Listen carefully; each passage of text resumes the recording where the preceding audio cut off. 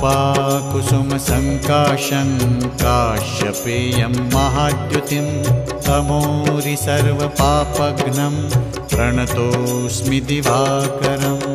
ॐ ह्रां ह्रीं ह्रौं सः सूर्याय नमः। ॐ ह्रां ह्रीं ह्रौं सः सूर्याय नमः। जपाकुसुमसङ्काशं काश्यपेयं महाद्युतिं तमोरि सर्वपापघ्नं प्रणतोऽस्मि दिवाकरम्।